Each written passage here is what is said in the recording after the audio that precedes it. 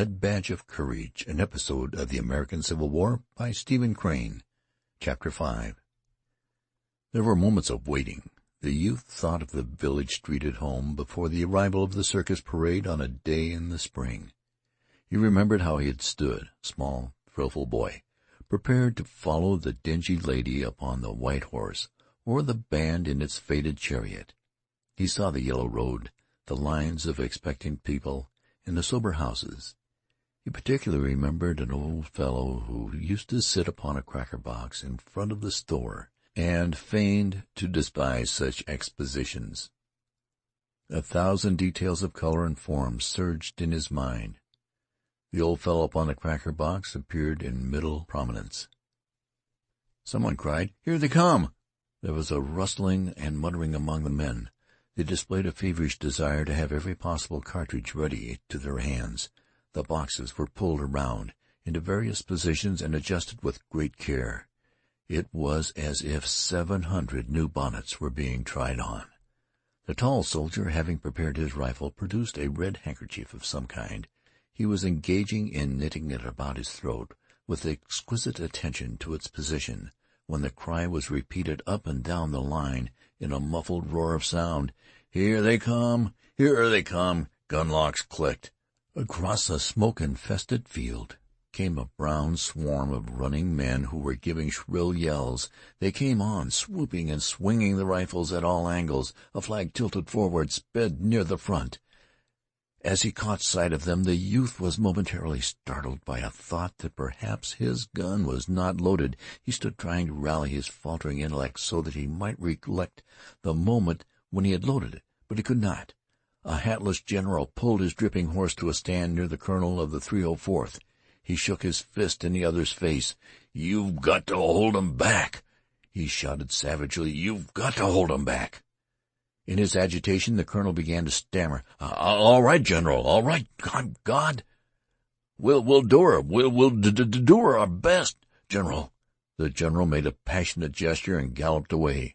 The colonel, perchance to relieve his feelings, began to scold like a wet parrot. The youth, turning swiftly to make sure that the rear was unmolested, saw the commander regarding his men in a highly resentful manner, as if he regretted above everything his association with them. The man at the youth's elbow was muttering as if to himself, "Oh, we're in for it now. Oh, we're in for it now." The captain of the company had been pacing excitedly to and fro in the rear. He coaxed in schoolmistress fashion as to a congregation of boys with primers. His talk was an endless repetition. "Reserve your fire, boys. Boys, don't shoot till I tell you. Save your fire wait till we get up close. Don't be damn fools." Perspiration streamed down the youth's face, which was soiled like that of a weeping urchin. He frequently, with a nervous movement, wiped his eyes with his coat sleeve. His mouth was still a little way open. He got the one glance of the foe-swarming field in front of him, and instantly ceased to debate the question of his piece being loaded. Before he was ready to begin, before he had announced to himself that he was about to fight, he threw the obedient, well-balanced rifle into position and fired a first wild shot. Directly he was working at his weapon like an automatic affair. He suddenly lost concern for himself and forgot to look at a menacing fate. He became not a man, but a member. He felt that something of which he was a part, a regiment, an army, cause, or country, was in crisis. He was welded into a common personality which was dominated by a single desire. For some moments he could not flee, no more than a little finger could commit a revolution from a hand. If he had thought the regiment was about to be annihilated, perhaps he could have amputated himself from it, but its noise gave him assurance. The regiment was like a firework that, once ignited, proceeds superior to circumstances until its blazing vitality fades. It wheezed and banged with a mighty power. He pictured the ground before it as strewn with the discomfited. There was a consciousness always of the presence of his comrades about him.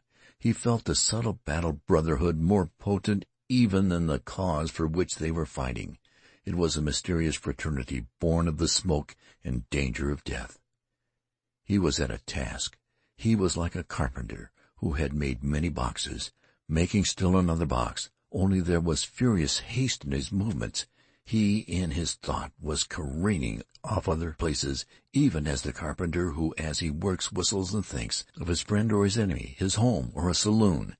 And these jolted dreams were never perfect to him afterward, but remained a mass of blurred shapes. Presently he began to feel the effects of the war atmosphere, a blistering sweat, a sensation that his eyeballs were about to crack like hot stones. A burning roar filled his ears. Following this came a red rage. He developed an acute exasperation of a pestered animal, a well-meaning cow worried by dogs.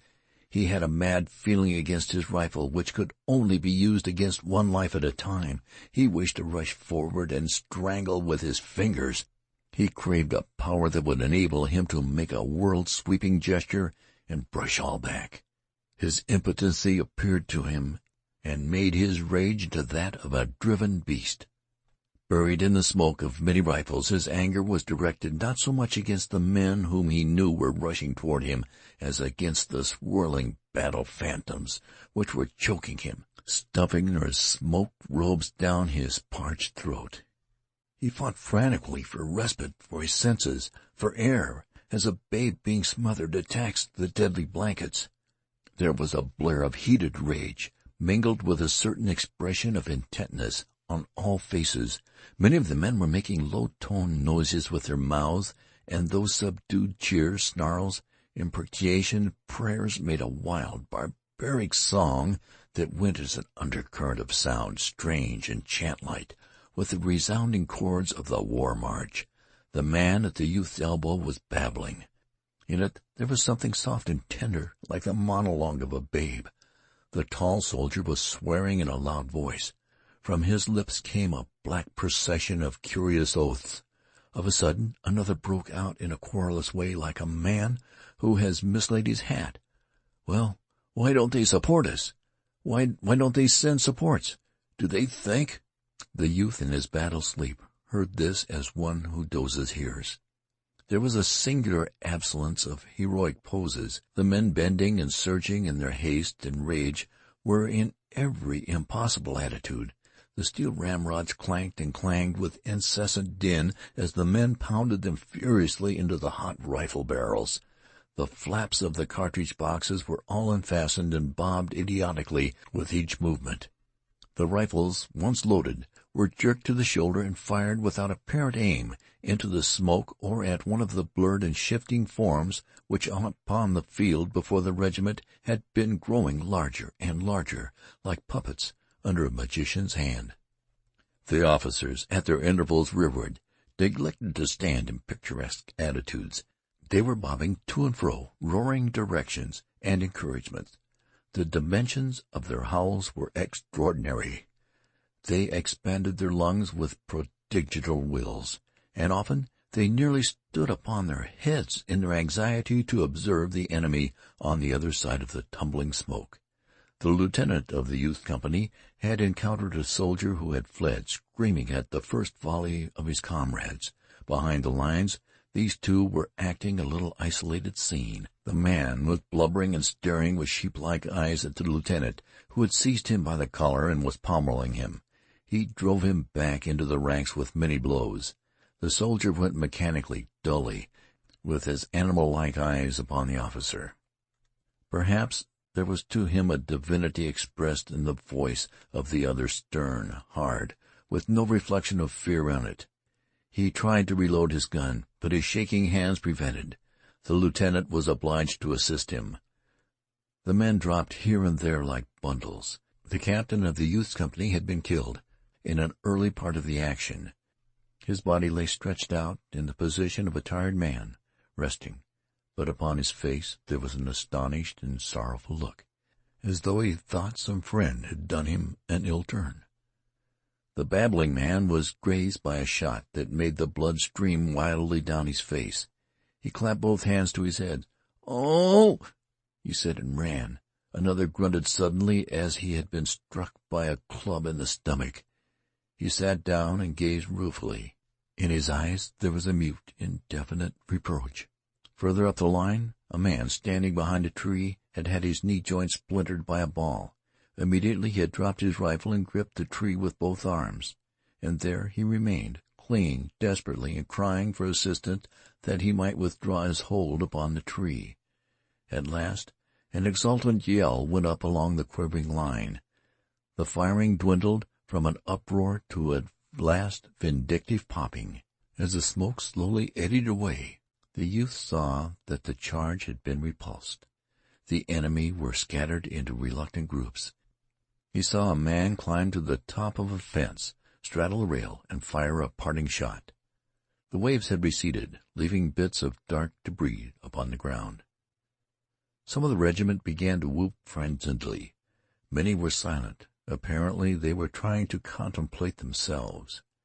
After the fever had left his veins, the youth thought that at last he was going to suffocate. He became aware of the foul atmosphere in which he had been struggling. He was grimy and dripping like a laborer in a foundry. He grasped his canteen and took a long swallow of the warmed water. A sentence with variations went up and down the line. "Well, we've held 'em back. We've held 'em back. Darn if we haven't." The men said it blissfully, leering at each other with dirty smiles.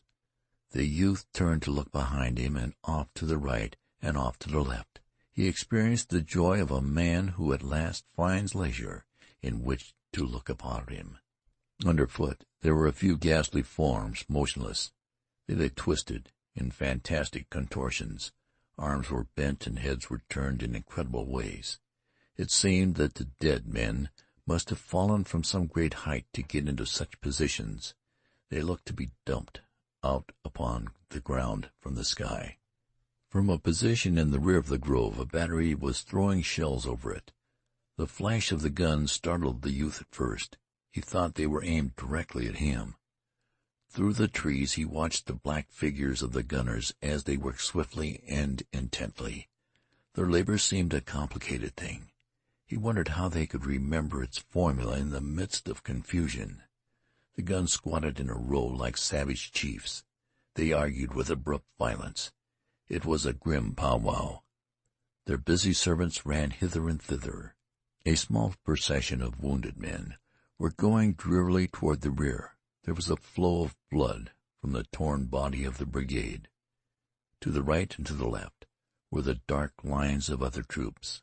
Far in front, he thought, he could see lighter masses protruding in points from the forest. They were suggestive of unnumbered thousands. Once he saw a tiny battery go dashing along the line of the horizon. The tiny riders were beating their tiny horses. From a sloping hill came the sound of cheering and clashes. Smoke welled slowly through the leaves. Batteries were speaking with thunderous oratorical effect. Here and there were flags, the red and the stripes dominating. They splashed bits of warm color upon the dark lines of troops. The youth felt the old thrill at the sight of the emblem. They were like beautiful birds strangely undaunted in a storm.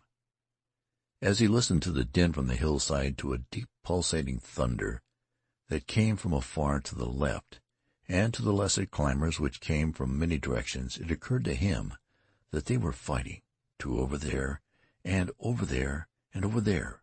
Hitherto he had supposed that all the battle was directly under his nose. As he gazed around him, the youth felt a flash of astonishment at the blue, pure sky and the sun gleamings on the trees and fields. It was surprising that nature had gone tranquilly on with her golden process in the midst of so much devilment. End of chapter 5.